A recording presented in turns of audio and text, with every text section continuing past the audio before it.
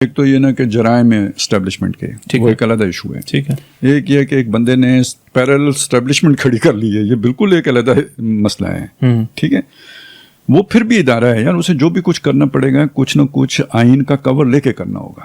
ٹھیک ہے. جتنی دفعہ مارشل لا لگائے ہیں نا تو وہ عدالتوں سے جا کے اس کے لیے جو ہے نا وہ جواز مہیا کیے اور بعد میں ٹھیک ہے نا, جو آپ ایک نجی جو ہے نا وہ اپنی گینگ بنا کے مافیا بنا کے آپ ایکٹ کرنا شروع ہو گئے, وہ کس آئین اور کس قانون کے تابع ہوگا؟ خود آپ کا ادارہ آپ کو اس چیز کی اجازت دیتا ہے کیا؟ تو یہ تو ایک بالکل ایک علیحدہ کام ہے. یہ تو اسٹیٹ ود ان اسٹیٹ کا حقیقی تصور ہے جو آپ کے سامنے آ رہا ہے. ٹھیک ہے, اس کو اس کے ساتھ خلط ملط نہ کریں.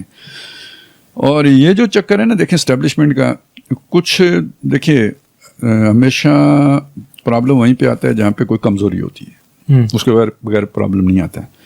اسٹیبلشمنٹ پاکستان کی بھی برطانیہ کی چھوڑی ہوئی تھی اور اسٹیبلشمنٹ انڈیا کی بھی برطانیہ کی چھوڑی ہوئی تھی.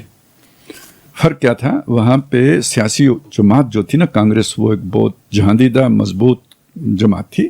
اس نے کبھی اسٹیبلشمنٹ کو اس کے جو چوگے سے باہر نہیں نکلنے دیا.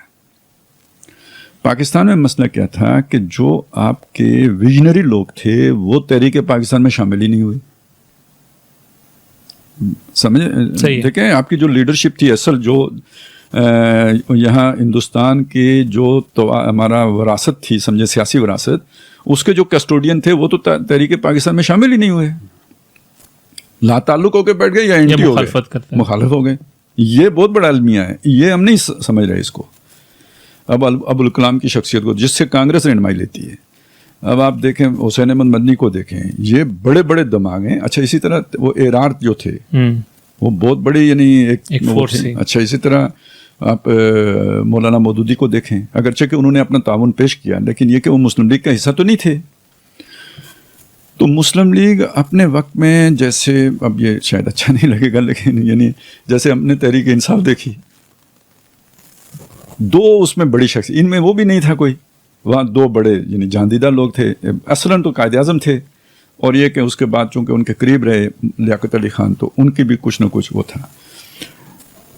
تو قائد اعظم بھی کہا تو یہی جاتا ہے نا کہ وہ کوئی یعنی ان کو یعنی وہ نہیں طبی امداد نہیں مل سکی, چلے کم سے کم ان کو ریزسٹنس فیس ہونے نہیں. میں وہ جو ان کی موت کا واقعہ ہے میں اس کی طرف آ رہا ہوں. اس سے پہلے بھی ان کے ساتھ تو پہلے بھی وہ تو چلے سال ڈیڑھ سال میں کیا اتنا ہی عرصہ ان کو ملا. لیاقت علی کو شہید کر دیا سب کے سامنے, راولپنڈی سازش کیس ان کے خلاف جو اس کی گورنمنٹ کو ٹاپل وہ بھی ہو چکا ہوا تھا, پہلے ہو چکا ہوا تھا.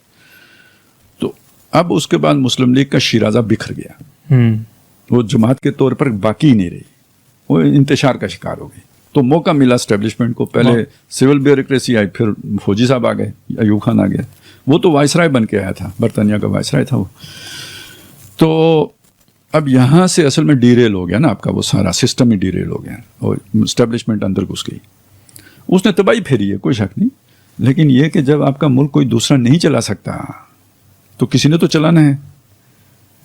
تو وہ چلا تب, نہیں تو اسی وقت لوگوں کو امید قائم ہو گئی تھی کہ پاکستان گیا, اور پتہ نہیں کسی نے پھپتی بھی چست کی تھی کہ میں اتنے جو ہے نا پاجامے نہیں تبدیل کرتا جتنا پاکستان میں حکومتیں بدل. راجیو گاندھی میں نہیں راجیو گاندھی کا تھا, نہرو.